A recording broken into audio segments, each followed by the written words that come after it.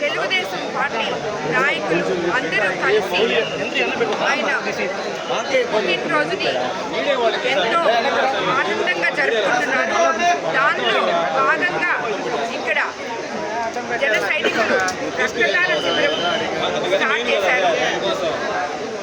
వాళ్ళందరికీ కూడా నిజంగా వాళ్ళ నాయకుడి మీద ఉన్న అభిమానానికి ధన్యవాదాలు తెలుపుకుంటున్నాను. మొట్టమొదటిగా ఈ పత్రిక ముఖంగా డిప్యూటీ సీఎం పవన్ కళ్యాణ్ గారికి జన్మదిన శుభాకాంక్షలు తెలుపుకుంటున్నాను. అదేవిధంగా పవన్ కళ్యాణ్ గారు ఎన్నో ఆశయాలతో రాజకీయాల్లోకి వచ్చిన వ్యక్తి. ఆయన ఆశయాలు ఈ యువకులందరూ ఆయన అడుగుజాడల్లో నడిస్తే రాబోయే రోజుల్లో ఈ భావి తరాల ఎందుకు అలా అంటున్నానంటే యువకులని పవన్ కళ్యాణ్ గారు అంటేనే జనసేన అంటేనే అందరూ యువకులే. నేను క్యాంపెయినింగ్ వెళ్ళినప్పుడు ఎక్కడికి వెళ్ళినా ఎంతోమంది జన సైనికులు నన్ను వచ్చి కలిసిన వాళ్ళు ఉన్నారు.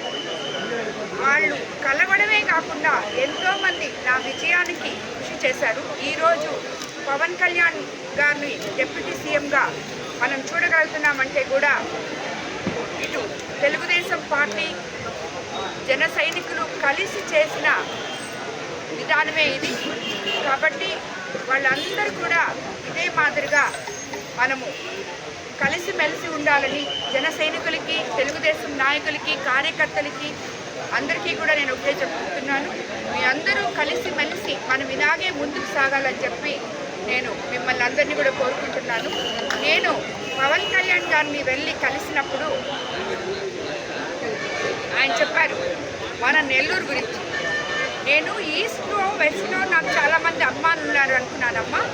నెల్లూరులో నాకు ఇంతమంది యువ నాయకులు నా వెనక నడుస్తున్నారని, నాతో కలిసి నడుస్తున్నారని నాకు నెల్లూరుకు వచ్చినప్పుడే అర్థమైంది. అసలు నేను వాళ్ళ అభిమానాన్ని తట్టుకోలేకపోయాను అని చెప్పారు. అదేవిధంగా ఈరోజు మీరు మన కోవూరు నియోజకవర్గంలో ముఖ్యంగా చాలామంది జన సైనికులు నాతో కలిసి నడిచారు.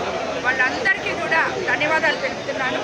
మీ అందరూ కూడా ఇక్కడ అలాగే ఇంద్రపేట మండలంలో, కుర్చి మండలంలో, నా నియోజకవర్గంలో అందరూ ప్రతి మండలంలో రక్తదాన శిబిరాలు ఏర్పాటు చేశారు. వాళ్ళందరికీ కూడా ధన్యవాదాలు తెలుపుతున్నాను.